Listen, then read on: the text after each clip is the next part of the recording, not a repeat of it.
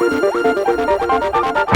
I'm Muna. Hi, I'm Tooba. You're listening to On And Off the Record. Tooba, tell us why we decided to record this podcast. I think, Muna, both of us had a lot of feelings after our individual experience at working in different newspapers and media houses in the country.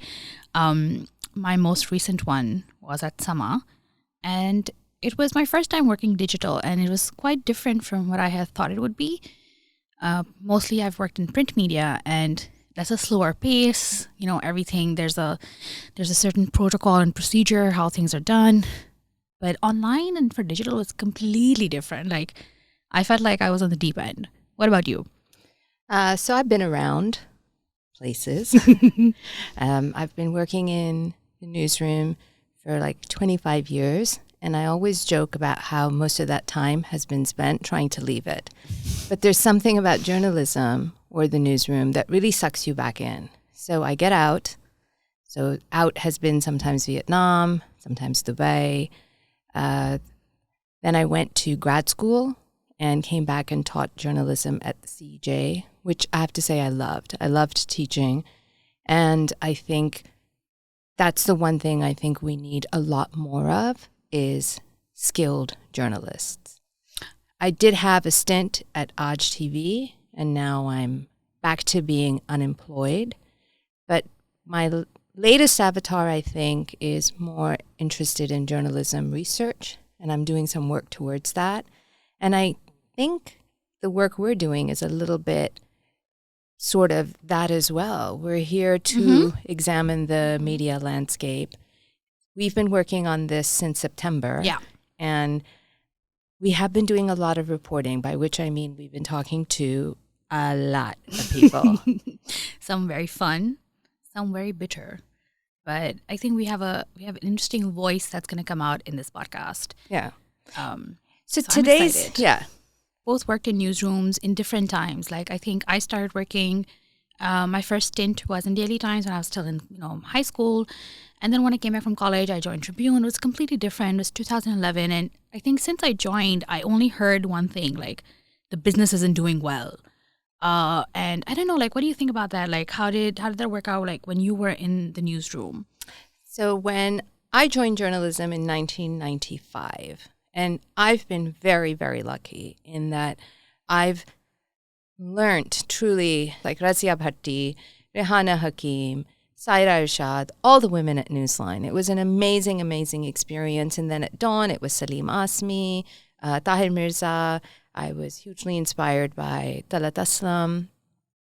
And I think the big difference was at that time we felt that we were doing journalism was a public service. Mm-hmm. And later on in life, when I started learning about, wait a minute, my work is making a bunch of people rich, and I'm not getting rich in the process. And now when I look at the landscape, I think I look at it as you have right-wing corporate media, then you have far right-wing media, corporate media, then you have something in the middle, virtually nothing on the left or progressive, other than maybe a few shows here and there. Then you have a lot more of that on social media, where a lot of journalists are employed by traditional media, so they use their own platform to say what they can't say on their employing channel. So I'm like, eh.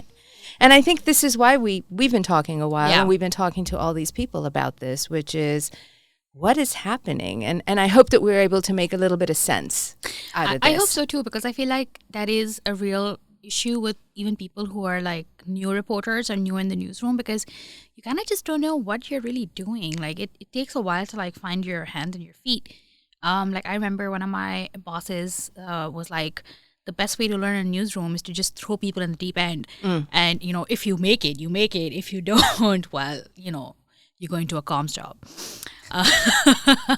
But like for me, when I started, like I used to love reporting. I used to love being able to go out and tell a story and find these interesting things because it was something that I found interesting. So I was like, why would no one else find it interesting? It's only later that I realized that there's a limit to what I can write and what I can do, not because of me, but because of what people want to read and what people want to put in the media.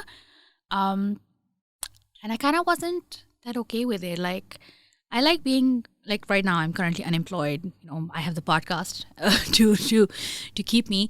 But like, I mean, like, things that matter to me, things that I want to write about, I feel like the market for that is so little, and you don't even get paid that much for writing for local media. So it kind of just makes you wonder, like, what are we gonna do? Like, who's gonna join? Like, what is the future? So we had a really nice chat with Asad Beg, who heads the Media Matters for Democracy. And we spoke to him about the current media landscape.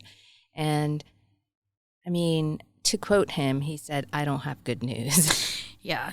You will get to know more about that later in other episodes. Yeah, but I'm just giving you like a run. The big takeaway from that was that he didn't have good news. But I still want to be hopeful. And because I recently, a couple of weeks ago, or was it months ago, I put up a little survey. A couple of weeks ago. Yeah, a couple of weeks ago, I put out a survey because I wanted to really do a deep dive rather than just have anecdotal evidence, but to understand what young journalists, what kind of work they're doing in the newsroom and what it's like to work in the newsroom. And while I got a lot of horrific stories,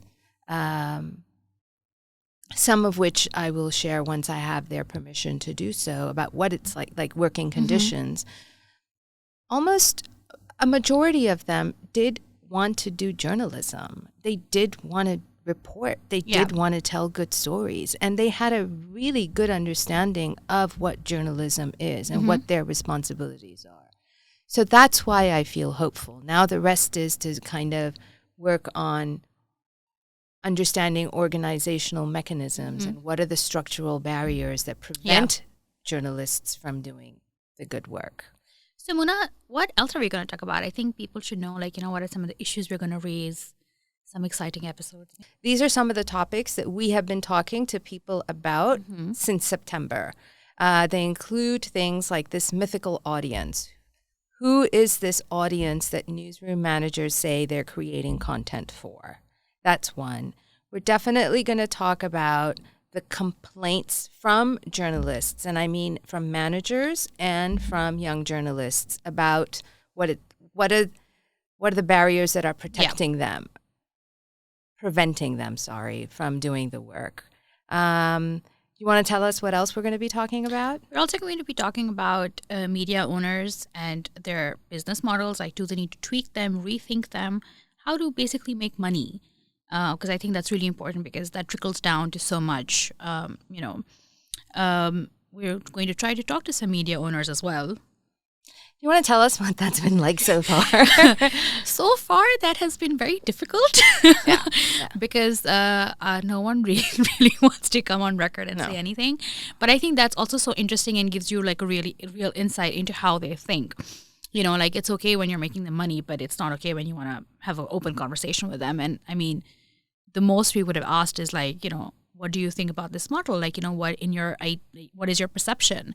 Or like, what do you think is the future of journalism in Pakistan? And I think these things are really important, because how else are you going to move forward when the people who are paying you aren't like sure or don't want to share these things? Like, how open are they?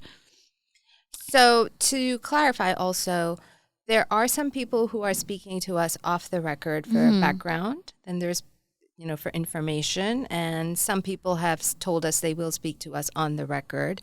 So whenever possible, Tooba and I are going to make that distinction and make sure that, so you know where we're coming from. I know that owners have politely told me that they don't want to talk to me, but they have referred me to other people. So like, nobody really talks about the media, but that was one of the reasons that you and I went in to do this, because there's such little literature. There's barely none. Like, I haven't been able to come across much written on Pakistani media.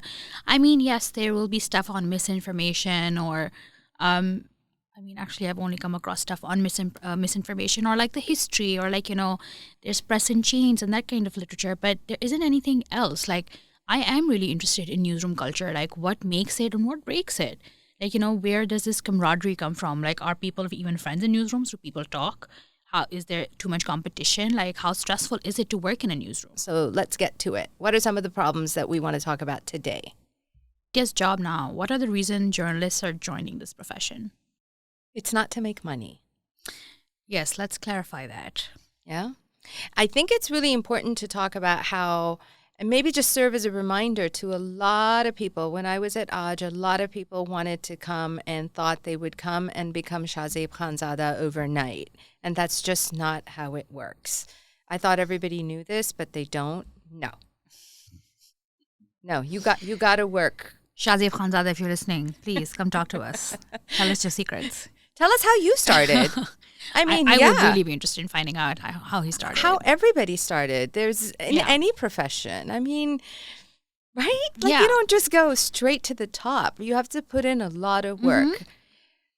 Like what stories did he work on? Like I'm actually really interested in finding that out because like the way he works is also so interesting to me. Like and like people get really offended or like like they feel victorious after watching an episode and they're like, oh yeah, on Shahzeb Khanzada so tonight, like this happened. So I kind of want to know like also what that feels like because one of the things that I feel like lacks in a newsroom is appreciation. Yes. No one will ever come and tell you that you've done a good story. They will come and tell you when you've done a bad story or you've made mistakes. But no one ever, like in a newsroom, like from the editor to like your sub-editor to your page maker to anybody, no one really appreciates like the work anyone does. And I feel like that is one of the reasons I felt like my soul was dying in a newsroom. So one time, when I was at the Review back in 2000 was something. Was this the Tuesday Review or the Thursday Review? When I joined, it had converted from Tuesday to Thursday because the weekend had changed. So I think this is around the early 2000s. I was in charge. You couldn't say editor back then because back then there was only one editor, which was at that time Salim Hasmi. So we would get the printed copy the day before it went out with the paper. And on a Wednesday, we had done a cover story on military farms in Okara. Mm-hmm. Yes. Oh, it's been going on for that long. Yeah. So we did a cover story, and it was really a beautiful image on the cover. And Asmi Saab sent a note on the cover to me saying something like, very powerful image. And I nearly fell off my chair because I thought that was the closest I'll get to a compliment. Now, here's the mistake I made. I went up to him to thank him for this and just acknowledge.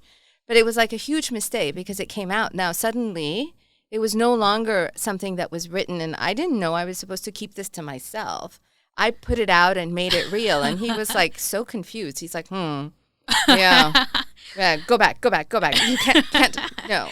So the appreciation is lacking, and I think maybe that's why so many people are on social media, building their own brands, seeking validation, connecting with their audiences and getting real-time feedback rather than the grunts that at least I got. Muna, something really funny. Like, the story I did for EOS, right? So initially when I wrote it, like I was so dejected when I wrote it because I'd pitched it so many places and everyone said no. And then like I could tell by my writing that it wasn't my best work and I was feeling really down about it and everything. And then when it started getting appreciation online, I was like, did I write something else? Like, did something else get printed? Was there a mistake? Like, I had full-on imposter syndrome, and I was like, there's something wrong. And then I spoke to my friend about it, and she was like, you do realize that we keep doing this, and one of the reasons is because we've never gotten any appreciation in our newsroom. Like, our editors have never come to us and been like, oh, good job, good work.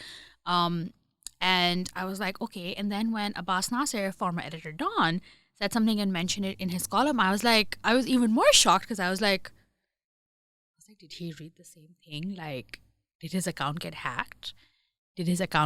Or something? Like, what is going on? And then I went back to read the story and I was like, okay, I understand why people liked it. But it was such a weird, surreal experience for me because before that, bosses sent back a copy of mine marked with red.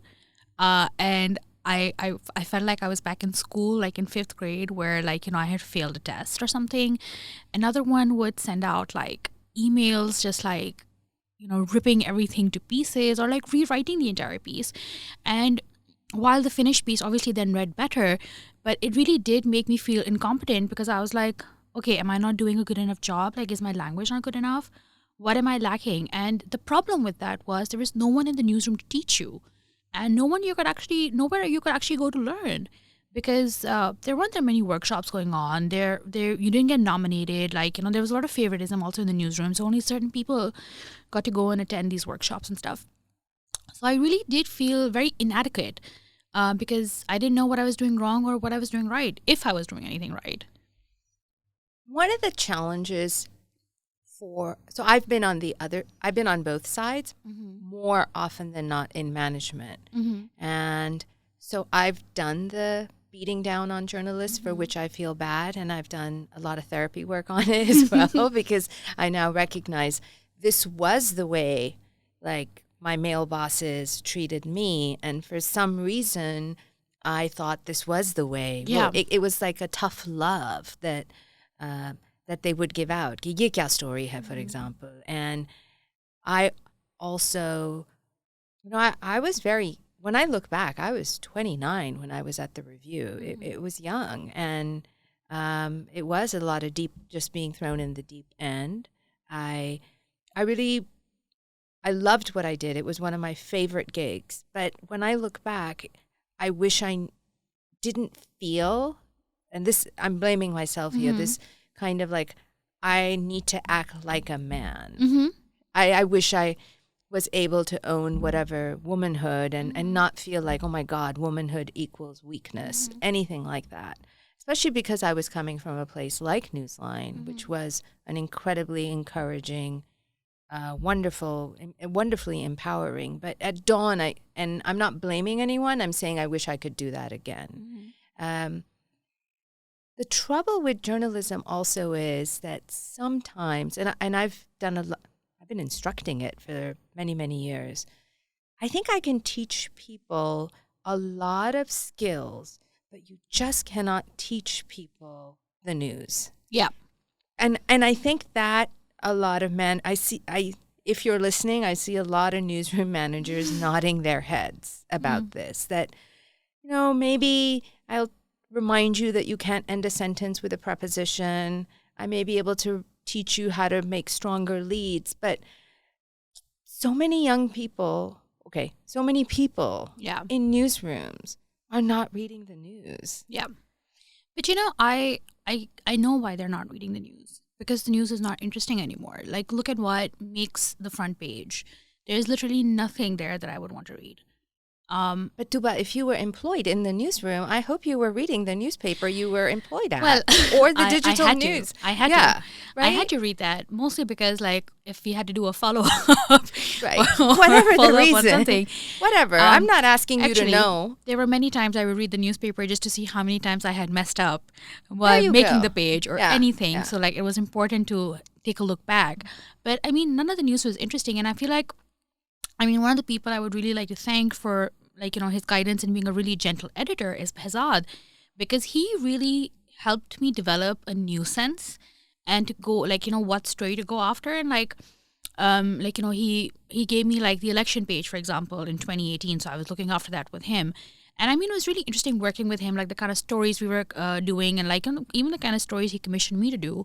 And I remember, like, so I was getting married 4 days after the election, by the way, and I was working till the election day, and I went home at like 5 a.m. that morning, like after the election. And at 3 or 2 o'clock, Behzad's like, we have no explainer for what this Form 4B or something is. And I had 15 minutes before the pages were going to be down, and I wrote it. And it's only because I knew he had that faith in me. Like, it was so encouraging that, someone who knows that you can do it. That, we did it, and I think we took out a great paper that day.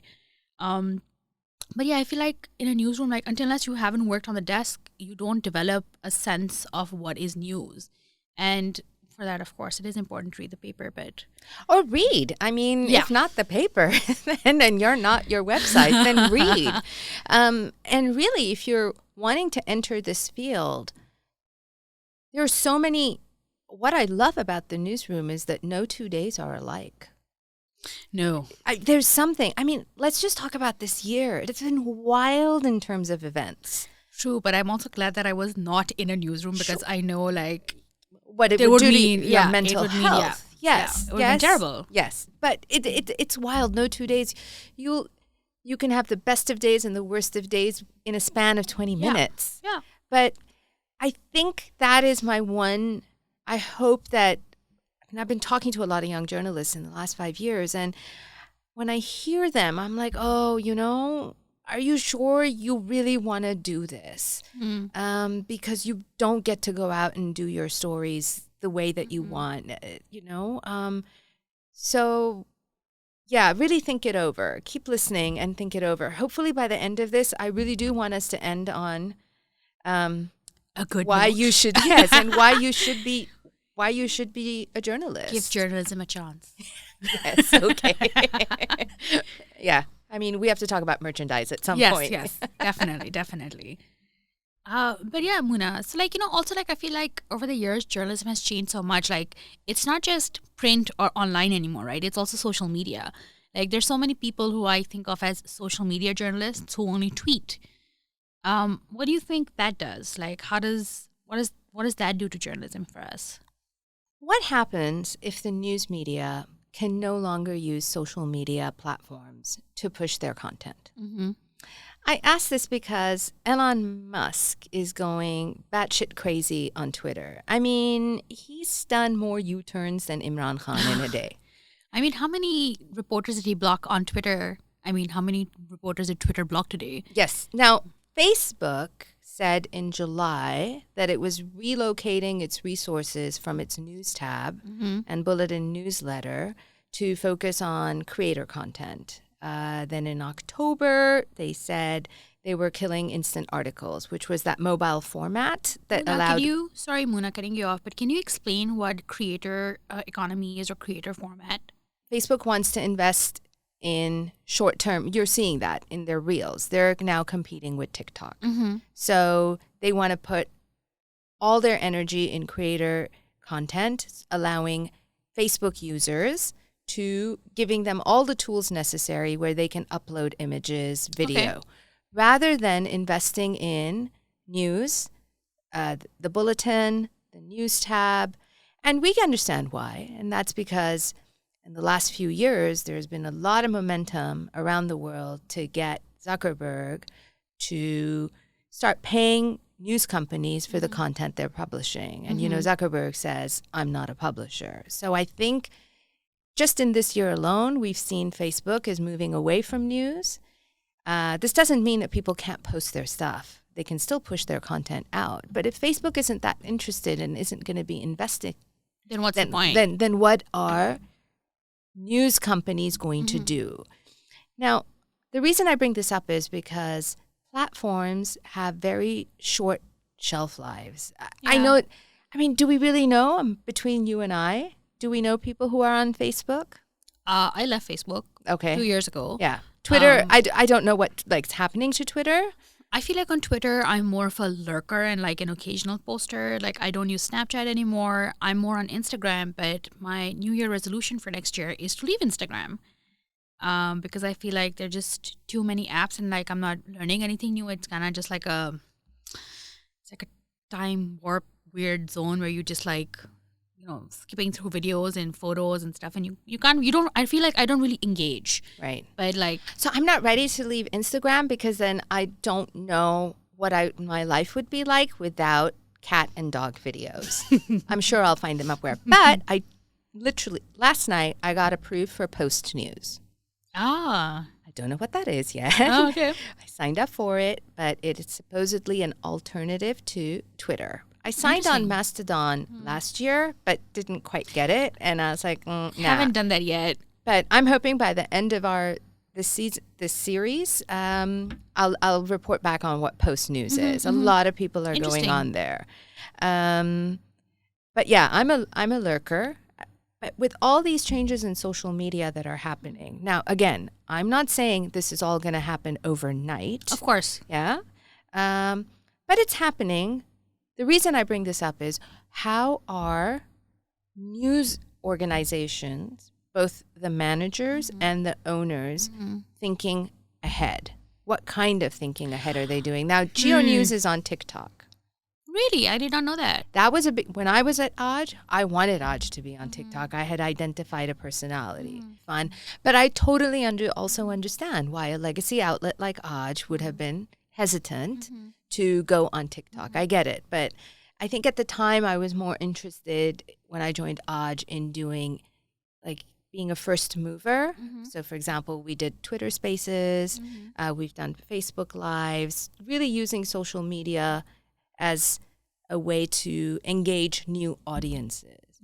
I'm now, and we've been looking at who's doing what. We're definitely doing that. But in our conversation so far, have you met with people who you feel are asking questions about what will the news media look like in the next 5 years in Pakistan? To be honest, I think the people that I've spoken to have very different outlook to what media will look like in the next 5 years. There are people who think it's going to look the same. There are people who I feel for them think that print media will make a comeback, which I don't think is going to happen anytime I want soon. whatever they're smoking, and I don't smoke. But I feel like there are people who have ventured towards digital, and their view of what media is going to look like is very different. And I kind of like the way that they're thinking. Like, we met someone who is working on a website where it's going to be like a full 360, like they're going to do video, text, audio, everything. And I think that's a very interesting way of presenting the news, because you're not limited to just reading. Like, I feel like, personally speaking, after years in journalism, like 10 plus years, I like listening to the news. I like listening to articles. I'm not that much of a reader anymore. Like, I like listening to stuff. So I feel like that's a good way of presenting the news. Like, even when I go to the Dawn website, right, I listen to their top news. I don't read the article. I mean, it's AI generated audio, but I mean, it works. Like, I like it. So I think a lot of people are hopeful. They are hopeful that there'll be more stuff happening. And I mean, there is evidence to that. You have stuff like The Current. You have Lok Sajag. You have all these other websites that are doing good work. So I think in the next 5 years, it's going to be interesting. I feel like more people are going to do video, and more people are going to go into podcasts. Although, and I say this from a place of affection, a lot of people told us that this isn't going to work because we're doing audio. They do. Yeah. You know, like, people are like, what? And most people think, when I've been telling them of different ages that, hey, I'm going to do a podcast, would love to have you on. And they're, you know, they're very confused when we send them the Zencaster link, because they're like, wait, what do you mean it's just audio? Yeah. And they're like, ye to koi nahi dekhega. And I was like, because the podcast scene is dominated. I mean, it's on YouTube. Yeah, it is on YouTube. And I understand, like, you know, the idea of people preferring to watch something over to just listening to something. But I kind of like not having a video. I like just the audio bit, but I think that's a personal preference. Same. And I feel like it's more engaging because, you know, like, you can listen to it anywhere. You don't have to, I mean, you can listen to this podcast while you're driving. You can't watch it while you're driving, can you? Do you think, and I think we're going to start wrapping up. Do you think it's time for media owners to rethink the commercial model of journalism, and one that is less dependent on the market? Hell to the yes. It's time. Like, I feel like, okay, one thing that I think is very important for media owners is to actually understand how the digital sphere works. What are these apps? What are these platforms? It's not just enough that you're on them, but you actually need to read something to understand how they work. And I feel like over here, people are very hesitant to try new things. Like, I feel like a lot of times, like, media houses, like, I've been trying to do podcasts since 2019. This is the end of 2022, and I've done one podcast. So, like, you know, if I've been listening to podcasts since 2019 and podcasts have been around for way longer, why did no one jump on it? Like, there are a few podcasts, like, there's Shahzad's podcast, there's several others, like Musharraf Zaidi is on one, there was Fasi Zaka on one, there's Akbar Qazi's podcast. But I feel like those are podcasts which are kind of, it's like, you know, you interview someone, you're having a conversation. What I'm going to talk about is, like, investigative journalist podcasts. Like, you don't just have to read an investigative journalism piece. You can hear it. You can see it. There are so many ways of presenting the story. And I feel like, traditional media houses or legacy media houses really missed out on those things. So I don't want to jump the gun, but we are talking to someone who's going to have a lot of answers on that. The other thing we're exploring is the news divide, which also meets the digital divide. Yeah. And how audiences have needs, and those needs are not being met, and then who's going to fill those needs? Mm-hmm. Can you share an experience of of a news and digital divide that you saw at Aj? Like, what was a story that you think would have done really great in print, but didn't do that well online? One of the things we started my team and I had identified was the news desert out of KP and Balochistan. And we had bureaus there, so we started taking some of their stories and putting it on our website, which got good traction. But what really helped was to amplify it was doing a Facebook Live, and we took 2 journalists from KP, Iftikhar Firdos and Esanullah Tipu. We took a MPA from KP. I'm really sorry, I'm blanking on the name. It's because I'm old. And our bureau chief, Farzana, at Aj, hosted a Facebook Live. Oh, and that really taking everything in. And I think it's understanding that niche audience. And I wish we'd had that opportunity because it's serving informational needs. And I think it's going back to what is the purpose of journalism. It is to provide information to communities. And I think it's possible to do niche. So you find some you find the marginalized community. These are people who don't see themselves in the media. How can you serve people if they don't see themselves? Why should they come to your website? True. So I think it's possible to cover Bajwa, Faiz, Imran, and also this.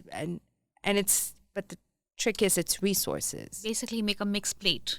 Mixed plate. Which is what news is. Yeah. It's not just, but it becomes hard when it's about metrics, analytics, and it's not stories, but content. Yeah. Now you have to put up content. Yeah. So see, when I was at Sama, I think that's one of the things that one of the reasons I had issues was because I couldn't actually gauge what is going to do well. Because obviously we were doing a lot of curated stories as well. I was heading the lifestyle desk. So for example, Sajjal Ali and Ahad Raza Mir getting married was, I think, probably one of the stories that did the best. Because everyone was like, oh my God, they got married. And I really thought, I was like, who would be interested in that? I was wrong. That is what people wanted to see. That is what they wanted to read. To me, I think we did this one story on the Katrak Mansion, which is this old building in Clifton next to Marriott. And I thought, oh, wow, this, I did such a good story. I went and I actually found out who owned the building before, it was sold and everything, and got the history of the building out and everything. And I thought it would do pretty okay, at least. I was wrong again. This is why I love the news, because it's so unpredictable. Yeah. And let's just think about, for example, you just told me today that you didn't think, or, that you were surprised by the reaction to the EOS story, right? You've also been surprised to the reaction to yours and Sabah's podcast as well. Yes. Right? I think Sabah and I are always really shocked when we hear that someone's been listening to us, or they're invested in the podcast. And we're just really? We thought no one heard it. So I think that audience metrics are helpful, but I don't think they are the all-encompassing. It's not a one-size T-shirt that fits. No, and I think it's good to remind. That's why I say keep trying. So what's on for next time? Do we want to say or not? I think we can mention it. Do you wanna tell? Actually, wait. So Muna, do you wanna tell people what we're gonna be talking about next week? Bad bosses. Uh-oh. Yeah, I mean, we have some terrible stories. Terrible. Some hilarious as well, by the way. Some are really funny. And also, it's not what you think. Yeah. Spoiler alert. Actually, the final thing we should end with is that we have a lawyer. Yeah. Yeah, we have a lawyer. Yeah. Get in touch with us. We'll forward the complaint onward.